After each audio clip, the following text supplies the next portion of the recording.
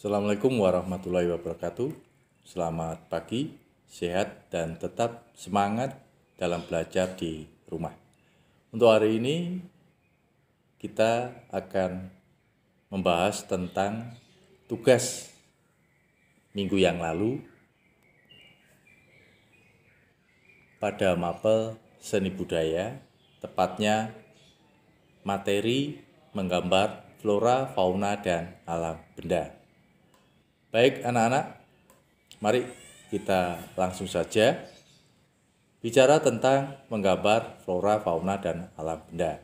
Sebelum kita memahami tentang konsep, kita diajak untuk identifikasi dari beragam jenis tampilan gambar. Oke. Pada tugas 1 kita ditanyakan tentang perbedaan dua gambar fauna yang ada di buku atau di tampilan LK.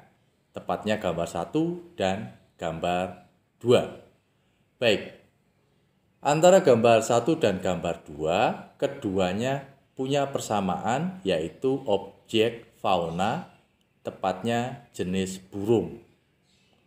Perbedaannya adalah 1. Bentuk dari objek atau burung jelas berbeda.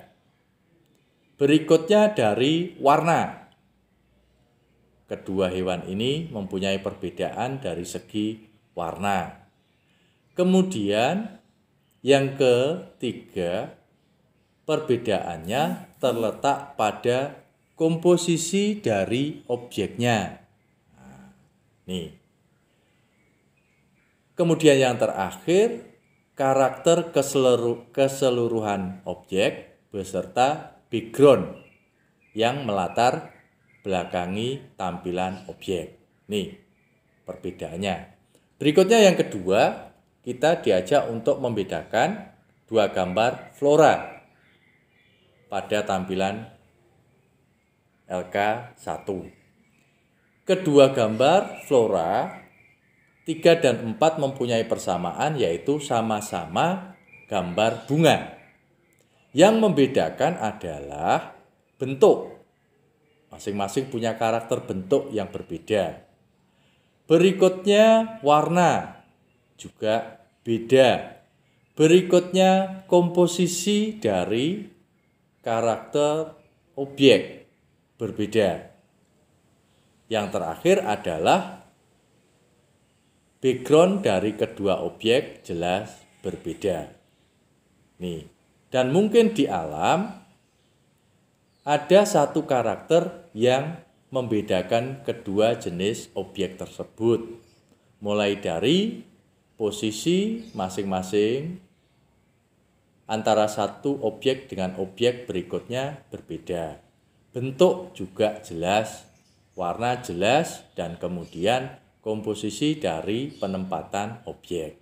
Oke, ini nomor 2. Berikutnya nomor 3. Apa perbedaan dua gambar alam pada gambar 5 dan 6? Oke, mari kita amati bersama. Pada tampilan gambar 5 dan 6 ada persamaannya. Persamaannya adalah kedua gambar sama-sama objek alam benda. Yang membedakan adalah 1. Masing-masing objek punya karakter bentuk yang berbeda, tidak sama. Ada yang silindris, ada yang kubistis, ada juga yang komposisinya cenderung sentral dan juga komposisinya diagonal atau asimetris. Berikutnya perbedaan terletak pada pewarnaan dari masing-masing objek. Ya, beda, tidak sama warnanya. Ada yang berwarna coklat kekuningan, coklat keemasan, juga ada yang berwarna biru, ada yang berwarna biru tua, ada juga yang berwarna biru muda. Yang terakhir adalah background yang berbeda. Yang satu tampak background sangat gelap, yang satunya sangat terang. Berikutnya perbedaan lagi kalau kita bisa masuk, yaitu pada teknik pewarnaannya juga beda. Karakter objeknya juga beda. Oke. Jadi pada gambar 56 ada persamaan dan perbedaan. Perbedaannya dari segi bentuk, warna, komposisi, kemudian teknik pewarnaannya, dan background yang melatarinya. Oke, itu pembahasan nomor 3. Untuk pembahasan nomor 5, nah,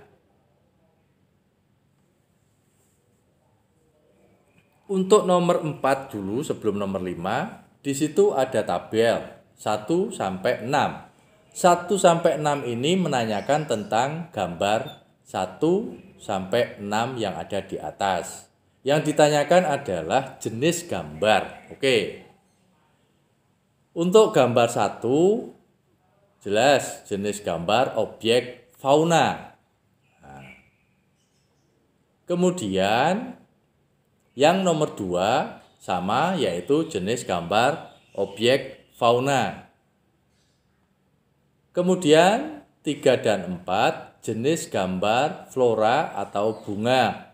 Lebih spesifik lagi ada bunga kertas. Sedangkan yang keempat sama, yaitu flora atau bunga, tetapi di sini kelihatannya ini tampak bunga sakura, ya, bunga Jepang. Oke. Selanjutnya nomor 5 dan 6. Jenis gambar alam benda atau komposisi alam benda, baik benda silindris maupun kubistis. Oke.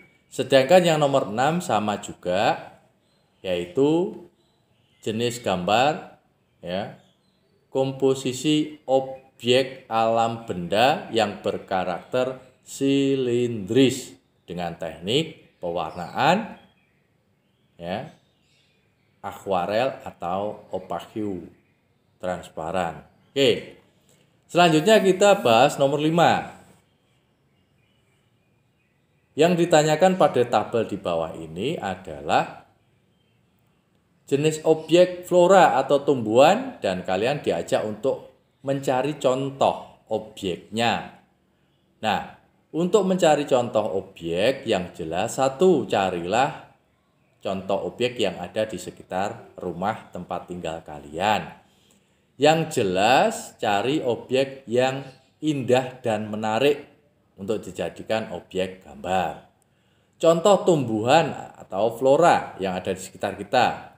Yang jelas ada bunga, beragam jenis bunga, mulai dari mawar, melati, kemudian bunga matahari mungkin, bunga anggrek mungkin, atau yang sekarang ngetren yaitu bunga kamboja Jepang, dan masih banyak yang lain. Berikutnya, selain pada tumbuhan itu keindahan ada pada bunga, juga ada pada buah. Beragam jenis buah ada di sekitar kita, mulai yang manis, ya, hingga yang menyegarkan. Beragam jenis buah dan sayuran itu bisa jadi objek gambar. Kemudian daun juga bisa, dan lain sebagainya. Oke, selanjutnya nomor 2 tentang fauna atau binatang.